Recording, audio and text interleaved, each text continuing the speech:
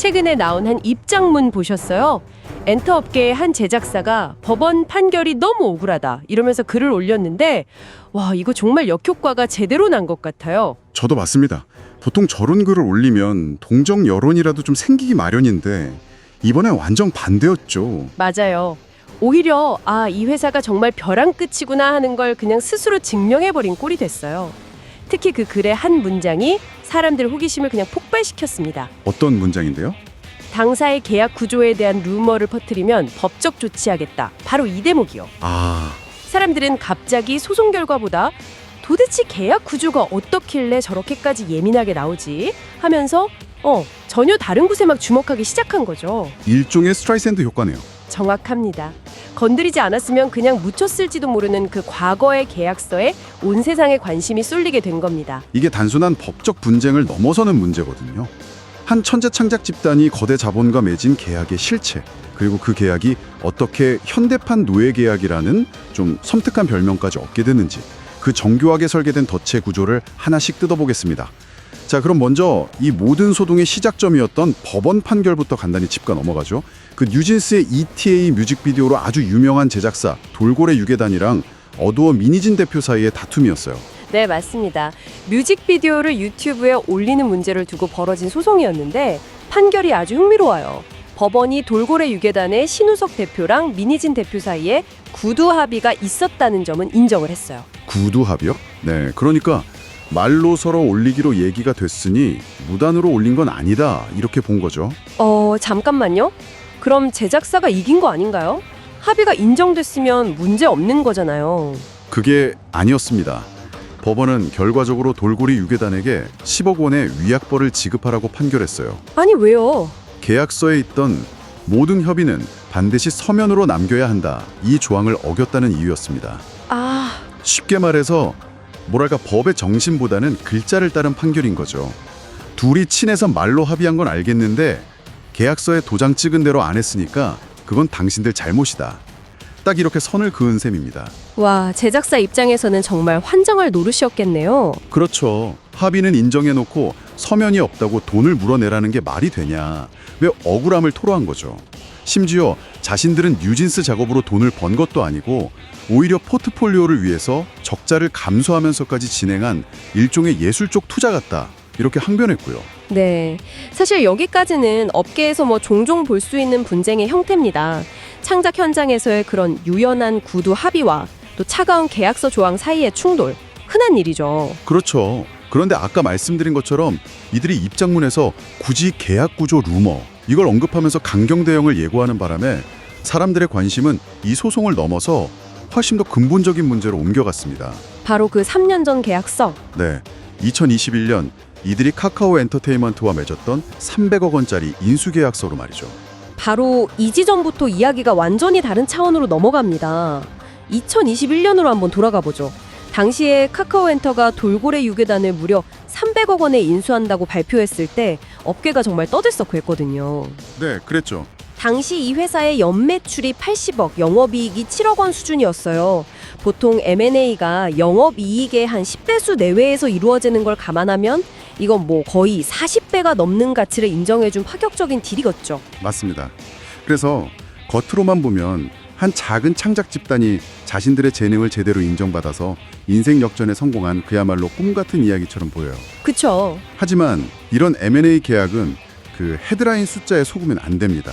진짜 이야기는 언제나 세부 조항이 숨어 있으니까요. 그 첫 번째 세부 조항부터가 좀 심상치 않았죠. 300억 원을 전부 현금으로 받은 게 아니었다고요. 네, 신우석 대표가 받은 300억 원 중에서 160억 원은 그 자리여서 바로 카카오엔터에 신주를 매입하는 데 써야 했습니다. 재투자를 해야 했군요. 그렇죠. 일종의 의무적 재투자 조항인 셈이죠. 그러니까 실제로 그의 손에 들어온 현금은 140억 원이었습니다. 이건 전형적인 황금 수갑 전략이네요. 회사를 판 돈으로 다시 그 회사의 주식을 사게 해서 나가지도 못하고 더 열심히 일하게 만드는 구조. 그런데 이건 시작에 불과했습니다. 정말 무서운 건 성과 목표 조항이었어요. 맞습니다. 2026년 말까지, 그러니까 5년 동안 누적 영업이익 180억 원을 달성하라. 이런 목표가 걸렸습니다. 180억이요? 네, 180억. 이 숫자가 정말 기가 막힙니다. 인수 직전에 연 7억 원 벌던 회사한테 앞으로 5년간 매년 평균 36억 원씩 총 180억 원의 이익을 내라는 거예요. 와, 기존 대비 5배가 넘는 성장을 요구한 거네요. 바로 그겁니다. 이건 뭐 야심차다 수준을 넘어서 거의 달성 불가능에 가까운 목표를 설정한 것 같은데요. 도대체 왜 이런 목표를 내건 걸까요? 바로 그게 이 계약의 핵심입니다. 이 구조는 어쩌면 목표 달성 여부 자체가 중요한 게 아닐 수도 있어요. 네. 그럼 뭐가 중요한 거죠? 진짜 목적은 목표를 달성하지 못했을 때 발동하는 조건들에 있습니다. 그 조건들이야말로 이 계약을 노예 계약이라고 부르게 만든 진짜 이유죠. 좋습니다. 그럼 그 무시무시한 조건들을 하나씩 살펴보죠. 첫 번째는 아까 말한 의무 근로기간.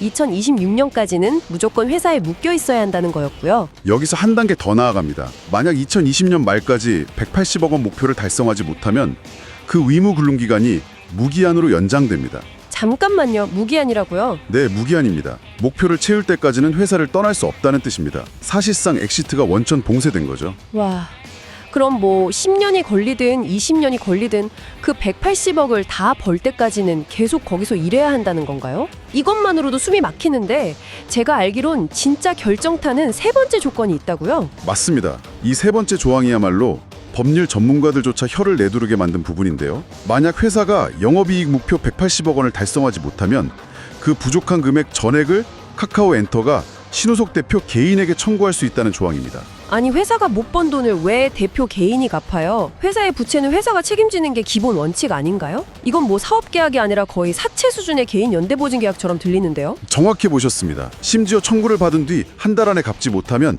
연 12%의 고금리 이자까지 붙습니다. 세상에. 이건 회사의 경영 실패 리스크를 전부 대표 개인 한 명에게 떠넘기는 구조예요. 카카오엔터 입장에서는 사실상 리스크가 제로에 가까운 투자죠. 아, 그러네요. 네. 투자금 300억 중에 160억은 신주 매입으로 이미 회수했고 나머지 140억은 앞으로 벌어들일 영업이익 80억으로 충분히 충당하고도 남잖아요. 그렇죠. 만에 하나 회사가 망해서 이익을 못 내도 그 손실은 그냥 대표 개인 재산을 압류해서 메꾸면 그만인 겁니다. 하지만 카카오엔터 입장에서는 이렇게 말할 수도 있지 않을까요?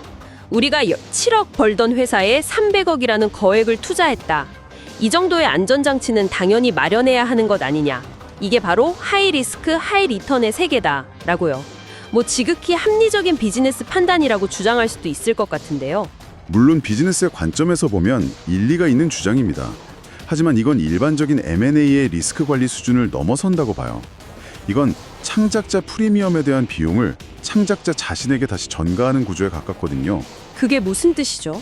즉, 당신의 명성과 재능 때문에 우리가 이만큼 비싸게 샀으니 그 가치를 앞으로 5년간 당신이 목숨 걸고 증명해내라 라는 압박이죠. 성공의 과실은 함께 나누지만 실패의 위험은 온전히 개인이 감당하는 모델입니다. 이건 건강한 파트너십이라기보다는 한 창작자의 인생 전체를 담보로 잡는 금융계약에 가깝다고 봅니다. 듣고 보니 정말 정교하게 짜인 덫 같다는 생각이 드네요. 그렇다면 이런 의문이 듭니다. 신우석 대표는 왜 이런 독서조항 가득한 계약서에 사인을 했을까요?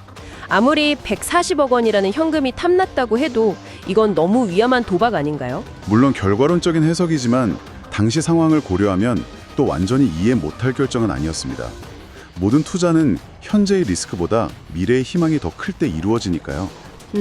당시 돌고래 유괴단에게는 그 어떤 리스크도 덮을 만한 거대한 희망이 있었습니다. 그 희망이라는 게 구체적으로 뭐였을까요? 바로 뉴진스라는 당대 최고의 IP와 함께하고 있다는 자신감, 그리고 카카오엔터의 상장, 즉 IPO라는 단 하나의 거대한 꿈이었습니다. 아, 상장. 네, 계약 초기에는 분위기도 좋았어요. 2022년 한 해에만 영업이익 30억 원을 달성하면서 순조롭게 출발했죠. 이런 추세라면 180억 원 목표가 아직 불가능한 것만은 아니라고 생각했을 수 있습니다. 하이 리스크 하이 리턴의 그 하이 리턴 부분을 믿었던 거군요. 네. 특히 상장 대박의 꿈이 가장 컸겠네요. 그렇죠. 만약 카카오엔터가 성공적으로 상장만 한다면 본인이 의무적으로 재투자했던 그 160억 원어치 주식 가치가 수백억, 어쩌면 수천억 원으로 불어날 수도 있으니까요. 그렇게만 되면 이 모든 불리한 조항들은 그냥 사소한 해프닝으로 끝나고 진정한 승자가 될 수 있다는 계산이었겠죠. 바로 그겁니다. 그 상장 대박이라는 한 방이 모든 독소 조항을 감수하게 만든 가장 큰 동기였을 겁니다. 이게 바로 스타트업이나 창작자들이 M&A에서 가장 쉽게 빠지는 함정이거든요. IPO라는 단 하나의 화려한 미래에 현재의 모든 불리함을 거는 거죠. 하지만 그 미래는 내 통제 밖에 있다는 사실을 종종 잊어버리는군요. 맞습니다. 그리고 그 통제 불가능한 외부 변수가 정말 누구도 예상치 못한 곳에서 터져버렸죠. 바로 민희진 대표와 하이브의 경영권 분쟁 사태. 네, 이 거대한 싸움의 유탄이 엉뚱하게 돌고래 유괴단에 떨어진 거죠. 이 사태가 터지면서 돌고래 유괴단의 가장 큰 수익원이자 상징이었던 뉴진스와의 프로젝트가 사실상 전면 중단됐습니다. 마치 고속도로를 막 달리던 슈퍼카의 엔진이 갑자기 꺼져버린 것과 같은 상황이 된 겁니다. 숫자로 보면 상황이 얼마나 심각한지 더 명확하게 드러납니다. 2023년까지 계약 기간 5년 중에 2년이 지난 시점까지의 누적 영업이익이 고작 35억 원에 불과했습니다. 네, 35억. 목표인 180억 원을 채우려면 앞으로 145억 원을 더 벌어야 하는데 남은 시간은 이제 1년도 채 남지 않았습니다. 이건 뭐 산술적으로 불가능한 수치죠. 네, 엎친 데 덮친 격으로 유일한 탈출구이자 희망의 불씨였던 카카오엔터의 상장 계획마저 여러 내부 문제로 기약 없이 미뤄지고 있습니다. 신주가치 폭등이라는 꿈은 그야말로 신기루가 되어버린 거죠. 와. 여기에 서두에 언급했던 어도어와의 소송에서 1심 패소하면서 10억 원의 배상금까지 떠안게 됐습니다. 물론 항소했지만 만약 최종 패소가 확정된다면 재정 상황은 정말 최악으로 치닫게 됩니다. 180억 목표 달성에서 실패해서 개인 재산으로 메꿔야 할 돈에 소송 배상금까지 더해지는 거죠. 결국 정리해보면 이렇군요. 가장 믿었던 뉴진스 프로젝트는 중단됐고 180억 원 목표 달성은 사실상 실패 확정이고 유일한 탈출구였던 상장은 보이지 않고 설상가상으로 10억 원짜리 소송 폭탄까지 안게 된 상황. 그야말로 사면초가죠. 이런 최악의 상황에서 계약 구조에 대한 루머를 섣불리 부인하려다가 오히려 자신들의 가장 아픈 상처를 온 세상에 다시 한번 각인시키는 자충수를 둔 셈이네요. 맞습니다. 민희진 대표와 하이브의 싸움에서 시작된 나비 효과가 이제는 한 유망한 제작사의 존폐 문제로까지 번진 여전히 현재 진행형인 사건입니다.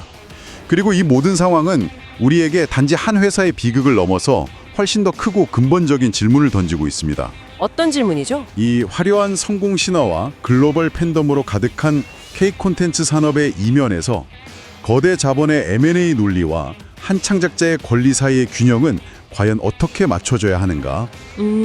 야심찬 비즈니스와 착취적인 계약의 경계는 어디에 있으며 그 아슬아슬한 경계선 위에 선 창작자들을 보호할 책임은 궁극적으로 누구에게 있는 걸까요? 이 질문에 대해 한 번쯤 깊이 생각해 보실 필요가 있겠습니다.